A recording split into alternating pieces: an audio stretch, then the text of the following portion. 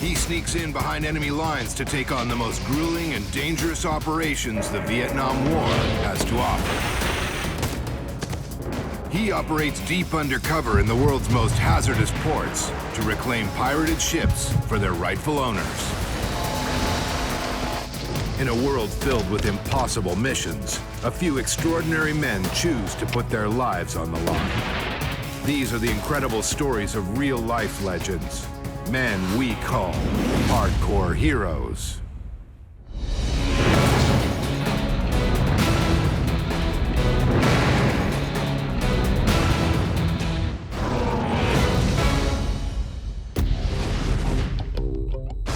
War is hell, but it's also a machine. Hundreds, even thousands of warriors working in synchronicity toward a common goal. But within these armies, there are missions that require a specialist. The solitary sniper. A sniper is the unseen force. It is that whispering death that comes from nowhere. A sniper, a fighter pilot, special forces, SEAL, anybody that's different than the mainstream. They have to be good at what they do, which is fighting and killing, but they also have to be the kind of people that can take care of themselves. Among this elite group is a silent warrior who stands above them all. Vietnam War hero, Carlos Hathcock. Carlos Hathcock was one of the most effective and deadly snipers the Marine Corps has ever seen. Hathcock was the best, he was the toughest. He could operate on his own in the field, he could hit the target, he didn't miss. His worst was so much better than any Marine Scout sniper I've ever known. Born and raised in the backwoods of Arkansas, Hathcock's shooting skills develop as a means of survival. He didn't have much at all, very poor. The one thing he does have is a J.C. Higgins .22 caliber rifle, given to him by his grandmother. He grew up shooting because that's how they put food on the table. And if he missed, then his family didn't eat. Ammunition costs money. You got to make every shot count.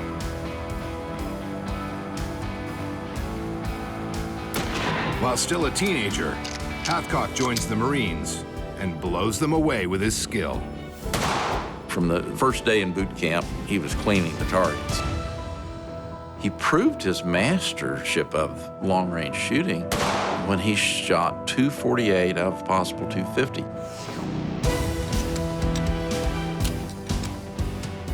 In 1965, he wins America's most prestigious long-range shooting tournament, the Wimbledon Cup.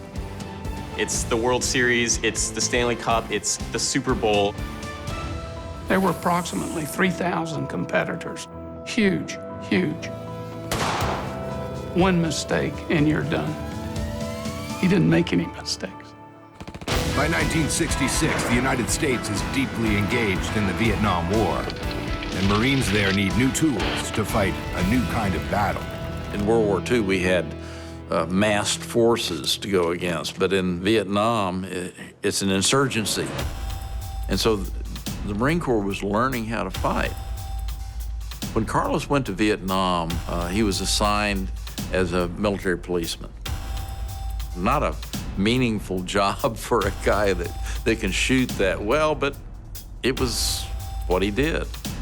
As Carlos kills nothing but time, Sergeant Jim Land gets the nod to build his sniper team. I had a list of the distinguished marksmen that were in Vietnam, and Carlos, of course, was one of those. It was like, we're inventing the wheel. We're going to start a sniper program, and we're fighting a counterinsurgency. Insurgents don't come any more dangerous than the Apache, a breathtaking beauty capable of pure viciousness. The Apache was a beautiful woman. Came from Hanoi. She could have probably been a movie star. She was leading this company of Viet Cong guerrillas. They were called killer teams. Their job was to hunt and find us. Normally, the Viet Cong would kill the Marine, steal the shoes, or whatever else that they needed of his equipment. But the Apache was very sadistic. anything to cause excruciating pain. And the more severe and vicious the torture, the better. The only way you could describe her is not human. She was your Jeffrey Dahmer and all these people all wrapped up in one. On November 13th, 1966, her twisted methods reach an extreme when she captures a Marine private and brutalizes him within earshot of his own unit. Many Marines recall hearing the screams at night. She had tortured him, had taken off skin, cut off his eyelids, fingernails, and then castrated him. Among those forced to listen to the savagery is Carlos Hathcock. It was horrendous. Any Marine attempting a rescue will be gunned down by Apache's troops.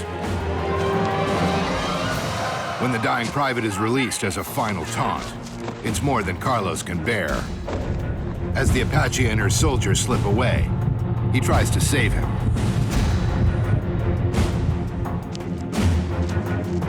Carlos ran out to get him, but he bled to death before we could get him back into the wire. He loves his fellow Marines as family. He was beyond angry. He was determined to kill the Apache. The deadly beauty and her forces continue hunting Marines, but what they don't know is that Hathcock is hunting her. She was absolutely top on our hit list. With Captain Jim Land at Carlos's side, it takes several days to locate the killer team and move into position to take down the Apache. With his finger on the trigger, Carlos waits for her. A scout sniper needs to be thoughtful. Every shot he takes against an enemy has purpose. And his purpose is to save lives, to save his fellow Marines' lives, American lives. When they got to about 700 yards, she stepped off the trail, and that was when we recognized that it was the Apache. Carlos has one chance to make the hit. If he misses, it will be his blood on the trail. I told Carlos to take her down. He fired a shot and was successful. What that had meant was that it put an end to a lot of cruelty. The elimination of the killer Apache is only one of this legendary marksman's many accomplishments. He was just so good. He just didn't miss. He was a natural. Under Jim Land's command, Hathcock continues to stalk the jungles of southwest Da Nang, rifle in hand, aiming straight at the enemy.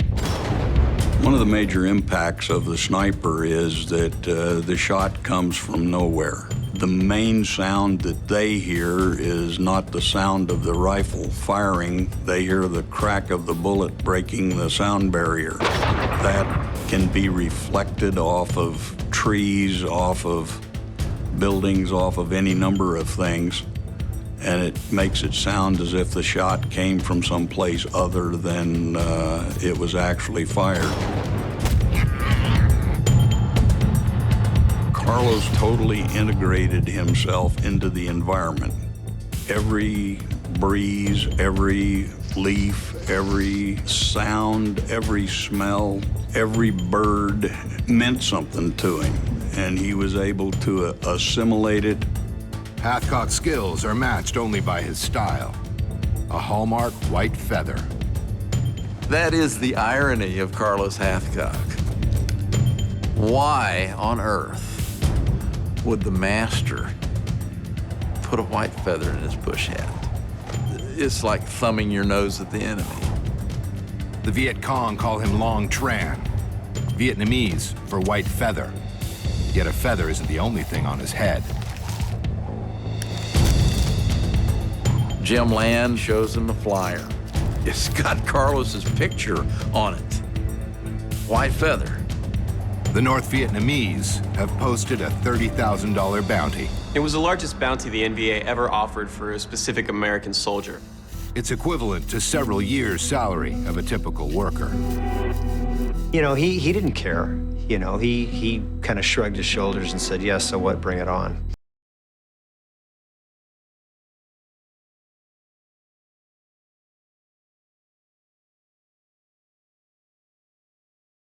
The man looking to collect on the bounty is an infamous North Vietnamese Army warrior who's taken scores of American lives.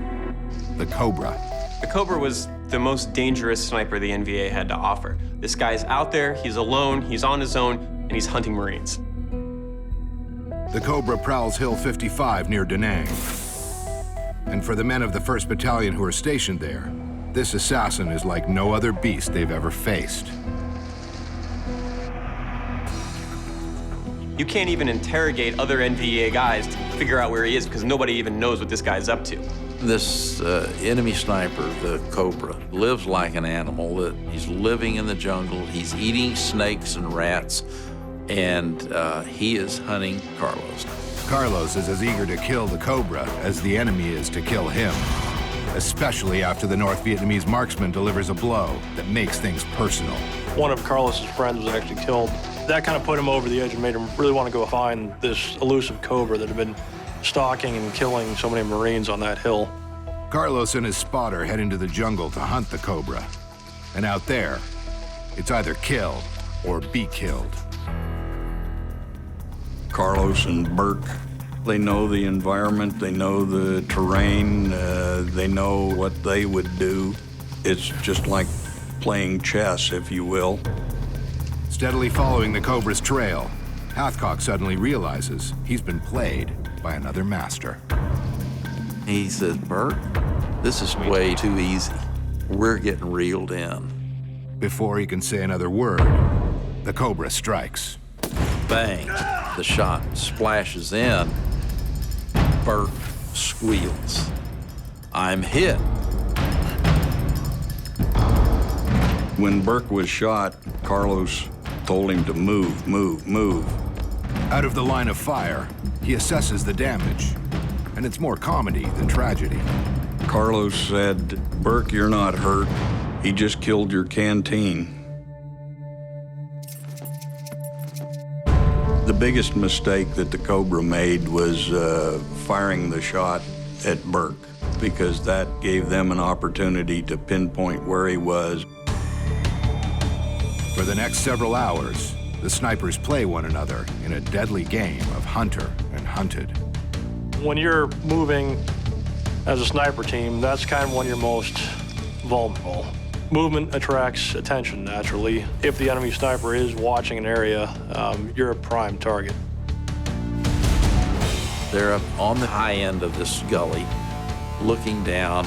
They've got their binoculars and rifle scope, searching and searching, looking for any sign of movement, anything that would give this guy away. They had maneuvered the enemy into a position to where he was looking into the sun. Then, Hathcock spots something in the distance. Just this little glimmer, like a piece of broken glass, the sun just catching it the right way. And Carlos says, that ain't natural. And he puts his crosshairs on that little glimmer of light, and he squeezes one off. Bang. Confident he's made his 500-yard shot, the sniper and his spotter move in to confirm the kill. And when they find the Cobra, even Carlos is shocked. That round went straight down the sniper scope and straight into his head. The bullet hit the guy in the eye. Dead in the eye. Killed him immediately. It sounds unbelievable, except that we have documented reports of people who've seen and held the scope. Carlos is looking at this guy and thinking, this guy had me in his sights. If he'd have fired before Carlos did, then Carlos would have been dead. Probably cheated death there by about 2 or 3 seconds. You don't get that lucky. That's skill. The guy was, I mean, just a superb sniper. And Carlos was better. With the Cobra dead, and just days remaining in his tour of duty, Carlos should be polishing his boots and packing for home.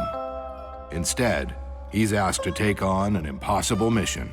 The only thing he was told was that they had a target for him. It was a North Vietnamese general, and that he needed to be taken down. This general is responsible for the slaughter of untold numbers of South Vietnamese soldiers, civilians, and American troops. He must be stopped.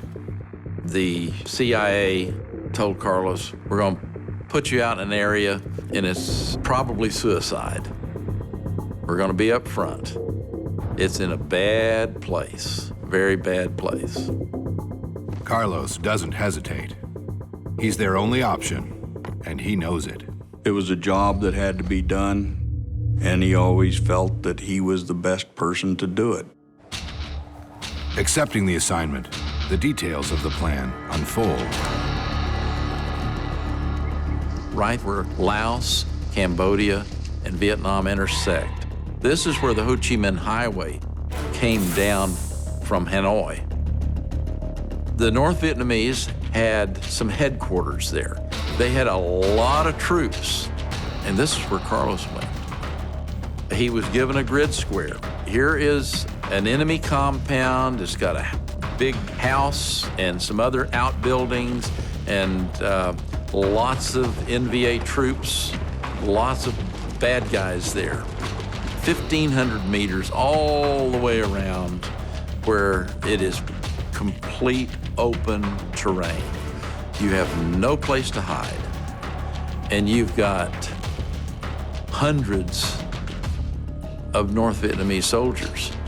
This is behind enemy lines. A chopper flies him into the mountains near Laos, but the ultimate hunter must travel the final 3 miles of the journey on foot.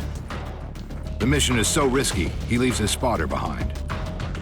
Slowly, Carlos maneuvers through enemy territory with no food or sleep for 3 days. It's him alone and the entire million-man North Vietnamese army.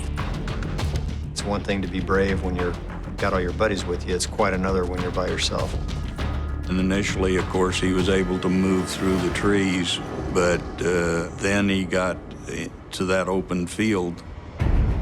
Finally, Hathcock spies the base from the edge of the jungle.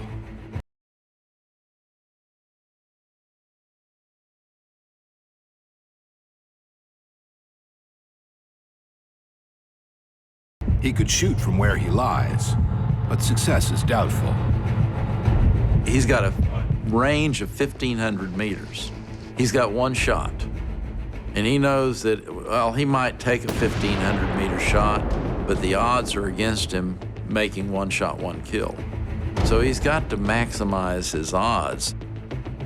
He knew if he could get to 700 yards, one shot would accomplish the mission. Carlos has no choice. He has to hit the general with his first bullet, because the next shot will be aimed at him. That's why the sniper's motto is one shot, one kill. You only want to make one shot. It takes tremendous patience to move through a field an inch, maybe 2 inches at a time. He is in open terrain, and the grass is 6-8 inches high. Carlos was machine-like. When he took a breath, it was planned. When he moved his elbow, it was planned. Smooth, decisive, calculated. When you're moving across an open field like that, I mean, obviously, you don't know what's ahead of you. You have a general sense of direction where you need to go. So if you're crawling through an anthill, just something you're gonna have to suck up and deal with. You don't really have the option to quickly move out of the way. At one point, he looks up, and here is this viper. Carlos wanted to jump up and run. I mean, for crying out loud, a deadly viper that is inches away from your face. Are you kidding me? But he waits and waits, and the snake crawls off. And he moves forward. As darkness falls, Carlos is not only behind enemy lines, he's under their feet. He's laying there, and at one point, an enemy's foot comes right by his face. Perfectly still, he holds his breath and waits. The enemy steps down right by him and walks right past him. He can hear him talking. All he could do was just lay quiet and hope that they went by. They would have killed him immediately.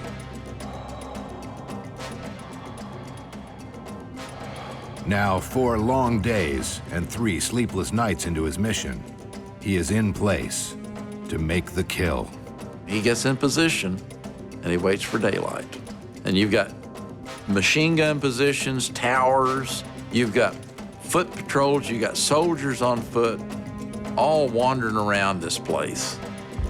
Finally, the target appears. The sniper readies for the hit. Once caught in his crosshairs, Hathcock knows the general will be dead in seconds. The question is, will the same be true of him? Carlos would go in his bubble, and that's what he called it, go in my bubble. He would shut out everything that had nothing to do with his shooting. He's having to control his breathing, control his heart. It's almost like Zen. He is the bullet. He is the rifle. The general approaches. Carlos has seconds to act. Pow. Killed him dead on the spot.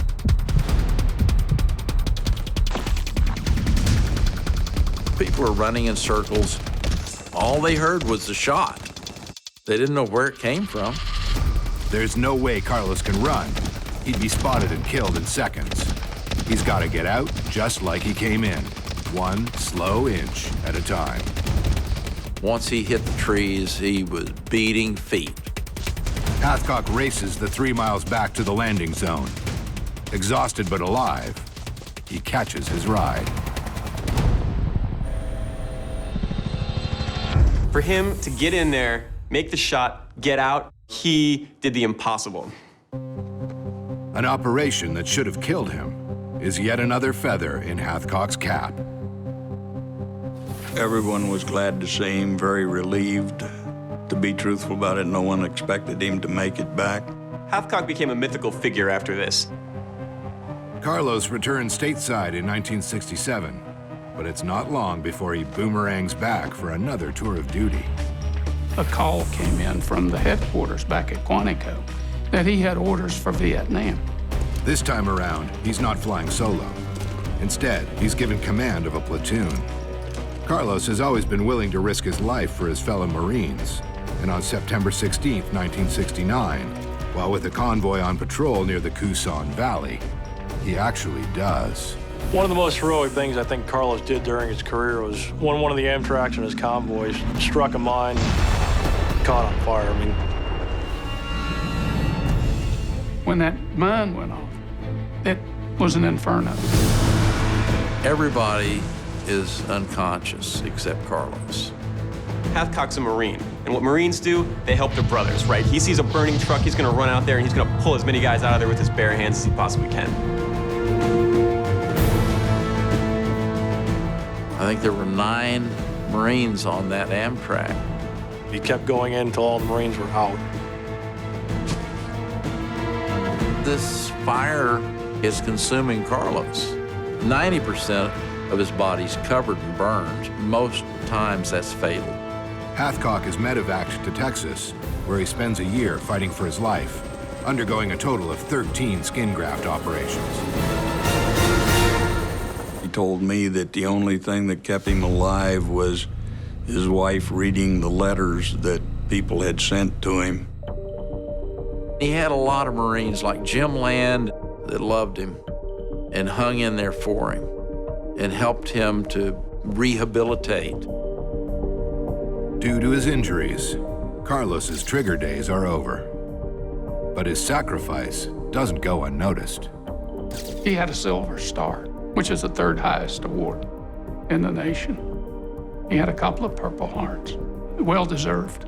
Hathcock's skills and accomplishments remain unmatched. He's ultimately credited with 93 confirmed kills. One Viet Cong shot dead from the unbelievable distance of 2,500 yards. Carlos probably amassed well over 300, 400 kills. He says, I didn't keep count.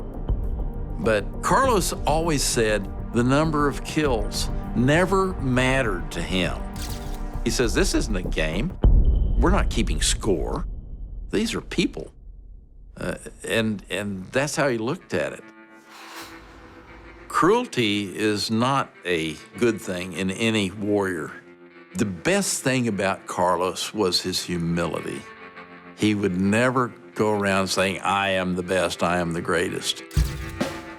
In 1999, 2 weeks after proudly witnessing his son become a Marine sniper, Carlos Hathcock passes away. Today, his legend and legacy live on. There's a rifle and pistol complex that bears his name at Quantico. He was also honored by having a rifle named after him, the Springfield Armory M25 White Feather. Carlos was one of the best marksmen the Marine Corps could have had. Very deadly and effective sniper on the battlefield. Carlos is an example of humility, honor, and duty. If you live up to half of what he did, you'll be an outstanding sniper. There have been many Marines, and there have been many snipers, but there's only one Marine sniper. That's Carlos Hathcock. From war to piracy, where you can find another lone operative striking from the shadows. When helming cargo ships in treacherous Caribbean waters, there's more than sharks and storms to worry about. A ship is a big floating pile of cash that everybody locally wants to tap into. There's a cottage industry of corrupt businessmen who use the judicial systems in these third world countries to their ends. Sailing into some ports is like laying down a welcome mat for pirates. The weapon of choice for these modern thieves is a seizure order issued by crooked local authorities. It's not just the boats that are in danger, it's the crews. These guys are in a hostile foreign country. They're also in danger of being imprisoned or killed.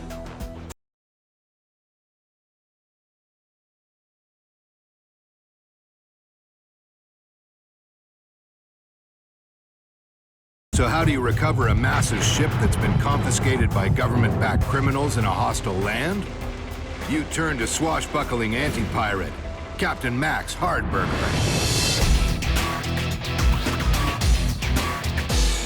The pirates I usually deal with are actually in cahoots with a government, a corrupt government. They're not pirates with bandanas.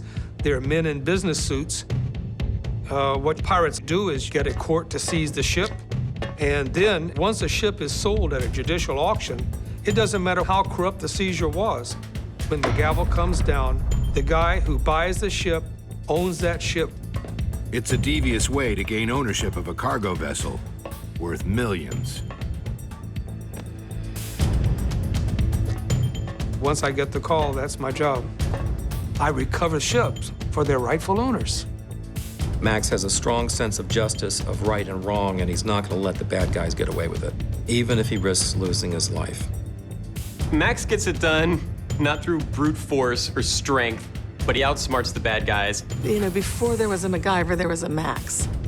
And Max is the guy. It's quite the line of work for a man who seemed unlikely to settle on any one career. Max has a pretty interesting background for a badass. He was an English teacher. He was a projectionist at one point. He dug ditches. He cut trees. He was a creative writing major.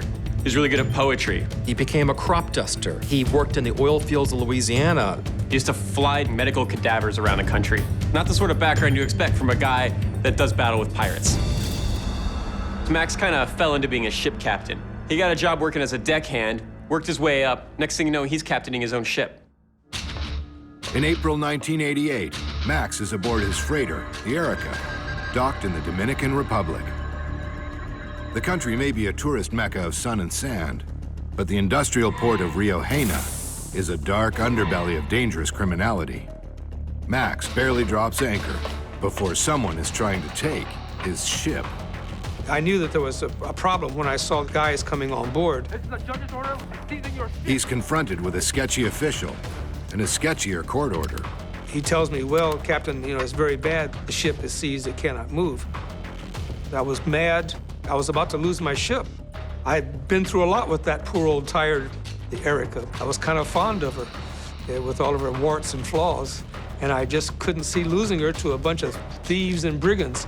And I knew that within a few days, I and my crew would all get thrown off the ship and probably thrown in jail very shortly. I decided I wasn't going to let it happen. With the Erica slated for auction, Max needs to take back what is rightfully his. If he's caught, forget jail. More like murder. I knew I was going to have to steal the Erica without a clearance, that I would never get a clearance. I think that he is eminently a man who plays by the rules. And when the rules aren't working, he'll make up his own. I was in a dicey situation. I had a lot of things against me. We had an armed guard on board. There were armed guards all up and down the port. I didn't know how I was going to do it. Max gathers intel on everything he can, especially nearby naval vessels. And after observing the hired thug on board the Erica, he develops a plan. There's only one guy guarding the boat. Max needs him out of commission. I noticed that every time the girls were walking up and down the street from the discos up the hill, this armed guard would be whistling at them and calling at them, and they didn't pay any attention to him. But I started thinking, this guy has a weakness. Every disco in these Latin American ports has girls, and these girls have to earn a living. And so it didn't take a rocket scientist to figure out that if Max hired a prostitute to lure the guard away from his post, that it would be well received by the guard. But if the hooker is too obvious, the guard might get wise. So Max has his first officer bring her on board, to his quarters, as his date, and makes things go very wrong. Mira, tú eres un idiota. Tú lo que eres un pajarito. And I had them pretend to have a fight. There's no air conditioning on this ship, so our windows are always open. And they were pretty convincing. The guard can hear every word. She's crying out, get your hands off of me. Then he slapped himself on the face. And I said, Abdul, why didn't you just slap your hands together? He said, oh, I don't know. I just wanted to make it realistic. And then she ran out. And she tells the guard, oh, the chief mate, he wants to violate me, and I am not that kind of girl. And so the guard says, oh, I'll take care of you. Her mission was to convince him to take a drink. And, to his credit, he was a little reluctant. He said, I'm on duty and so on. But she made it clear that, there was going to be no fun later unless he had a drink now. She excuses herself, saying she has to get the liquor she's hidden near the first officer's quarters, where Max is waiting and mixing up one hell of a cocktail. I was all ready for that, so I had gotten into the ship's medicine chest in advance. There, Max finds a powerful sedative. Benzodiazepam, and it said not to take more than 2 pills, et cetera, et cetera. Max is, if not overly cautious, so he's tripled the dose. To be sure, I ground up about 8 of them. Put some whiskey in it, and then I handed it to her, and she took it to him. This one's yours. His. So far, so good, unless the guard smells a rat. I was afraid that he would realize that there was powder in his drink, but I think she had him sufficiently distracted, shall we say, that he didn't notice it. He's no bartender, but Max's drink certainly does the trick.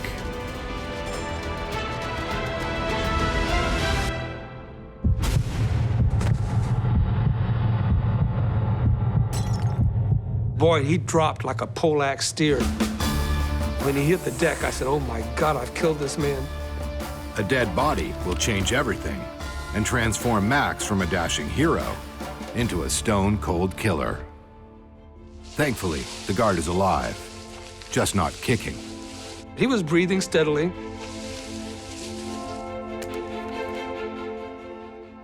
I poured the bottle all over his shirt. They would just figure he had passed out drunk on deck. With the guard dispatched, it's time for the next phase of the plan. He directs the crew to cut the mooring lines, fire up the engines, and tear out of the harbor, knowing this won't go unnoticed.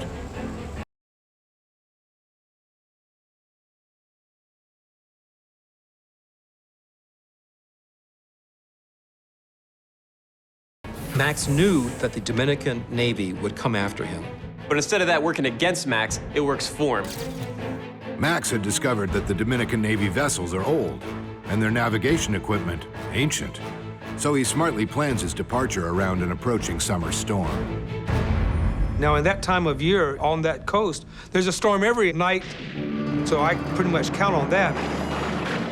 And the only way to avoid getting caught was to have the Erica sail out into the middle of a thunderstorm where the old radar of the Navy vessels would not be able to find him. He could use a storm to basically hide his ship. Max has everything timed down to the minute. Making a break for the open sea as the winds whip up and the skies burst. The storm's the perfect cover for his getaway. But what he thinks is the sound of rain pelting the ship isn't. My chief mate is yelling, "Captain, they're shooting at us, they're shooting at us."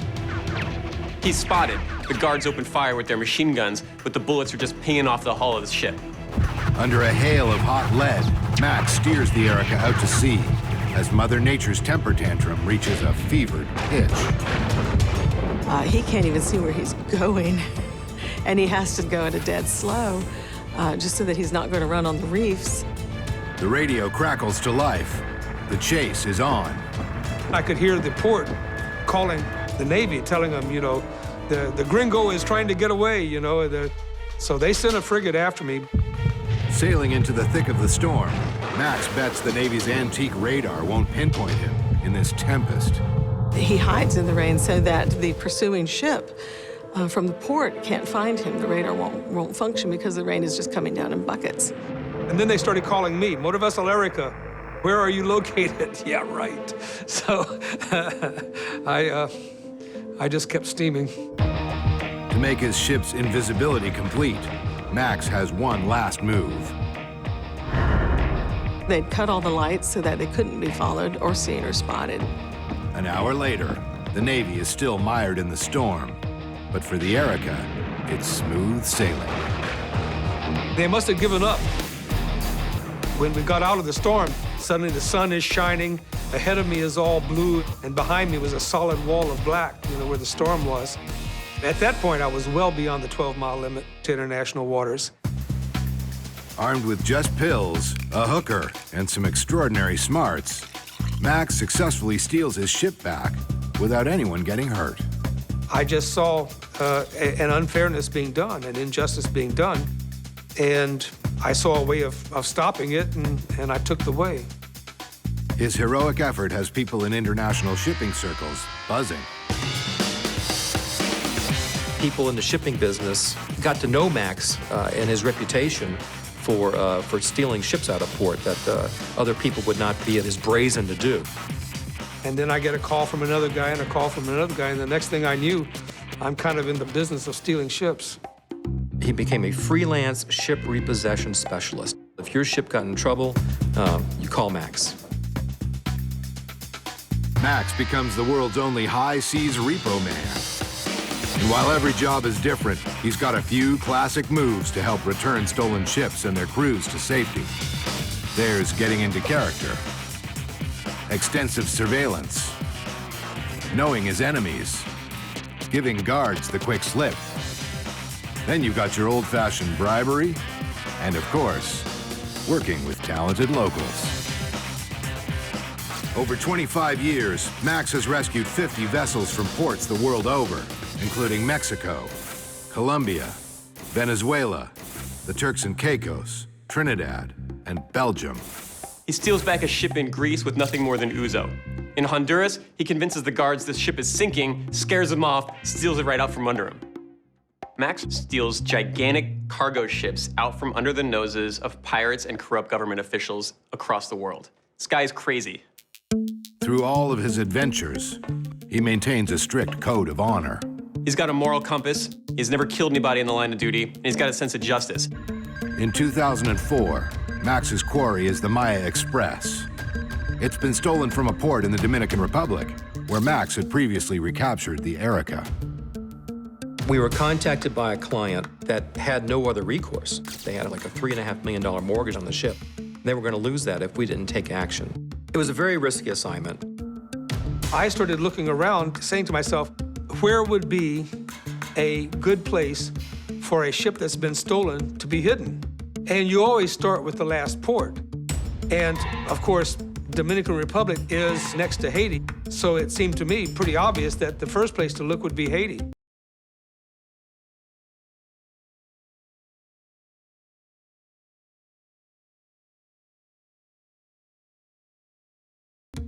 Sure enough, Max finds the Maya Express tucked into the remote Haitian port of Miraguan.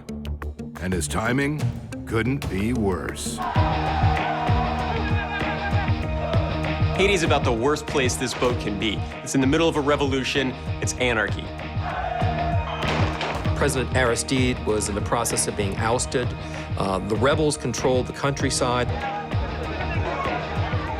They emptied all the jails along the route, so there's 4,000 prisoners. Criminals had been let loose in the countryside. There was a revolution underway. The government was in the process of falling. Nobody could travel on the roads, not even Haitians. Stealing a massive cargo freighter from the middle of a war-torn country where you don't exactly blend in might be too much for anybody. And the cost of trying might be a machete across the throat. So Max spends a few days casing the ship and uncovering some crucial intel. The two Dominican guards on board were selling fuel out of the ship's tanks to all comers. Anyone who came alongside with a bucket could buy diesel from them. Using cash, he'll lure these greedy guards off the ship and have his own security subdue them. But there's a problem. I found out from the grapevine that the ship's engines didn't work. So now I knew that I had to get a tugboat in there to pull it out. There's no power on the ship. The anchor chains can't simply be winched up. They have to be cut with acetylene torches. The torches will generate a powerful and unwelcome light. Thousands of people on the mountainside would see me cutting the anchor chains. Then there's the port director, who's in business with the pirates. So, get the guards off the ship, cut the anchor chain, tow the boat out to sea, and keep the port director at bay. Max Hardberger hatches a plan to take it back. Well, the ship was going to go to auction in just a matter of days. It's an impossible mission, unless you're a hardcore hero, Max Hardberger. One of the things Max learned was that the local port director had the only cell phone in town. But because of the mountains, there was only one place where the cell phone had reception, and that was on a soccer field, which is fairly high above the port. Max had to find a very creative way in order to stop the port director from making a phone call without using violence. Max spent a few days putting the plan into action, making arrangements for the tug to come in, having policemen hired, working out all the details of the plan. Then on the day of the operation, the day that we knew the tug was going to arrive, then the wheels really start going into motion. As with all his schemes, Max slips into character. I pretended to be a tugboat owner, and I made a deal to buy a large amount of fuel for many thousands of dollars, and I'm sure they were rubbing their hands with glee at this stupid American who was going to buy fuel from them. He wanted to buy 5,000 gallons of fuel, which would have been a lot of money for these guys. Again, they make $5 a day. He promises to come back later that night with money to seal the deal. The plan is to go back at midnight, but Max has no intention of returning. He's playing puppet master from a ship anchored offshore. Max is a hands-on kind of guy, but for this mission, it's remote control. I didn't dare be on the dock or anywhere near that ship because at that point I was the only white man left in Haiti. It would take only one call from Miraguan to Port-au-Prince to the airport to say, don't let any white man leave. Instead, Max sent some crew members to convince the guards to leave the vessel. He said, look, the gringo, he won't come on board. He's got the money with him, but he's afraid to come on board at night. If you want the money, you'll have to come to the dock.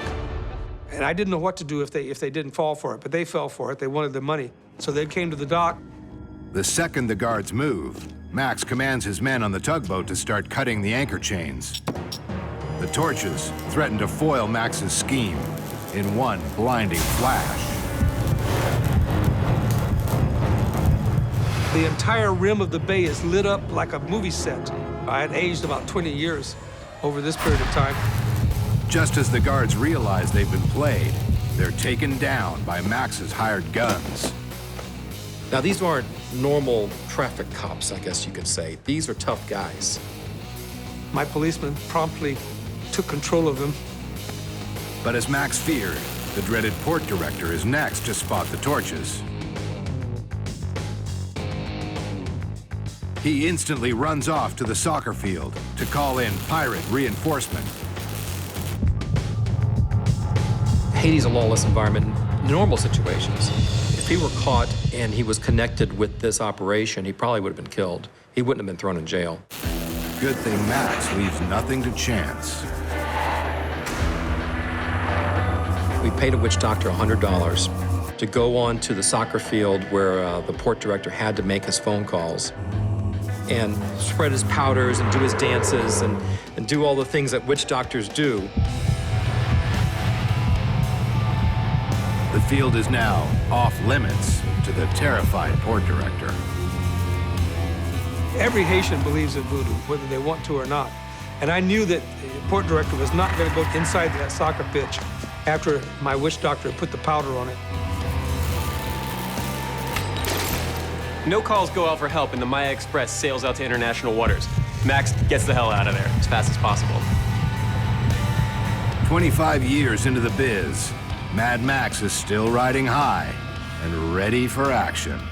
Absolutely, I'm still doing it. He wants to get him out, but he wants to do it the right way. He never kills anybody. He hasn't fired a shot while he's been working. That's why he uses trickery, usually, or sometimes bribery, in order to accomplish his objectives. He's the guy that's going to come up with a solution, whatever it takes to do that. I consider Max a heroic figure because he does a job that other people would not consider doing. He disregards his personal safety in order to help others, and then he does it not necessarily for financial gain. His mission is simple: get those ships and their crews safely out of the pirates' clutches and have a hell of a time in the process. There's no question about it. I can't stand to see the bad guys win. Anybody who rightfully owns his ship and it's being wrongfully taken from him, all he's got to do is call Max Hardberger, and I'll be in the port pretending to be a drunken old ship captain and doing my recon.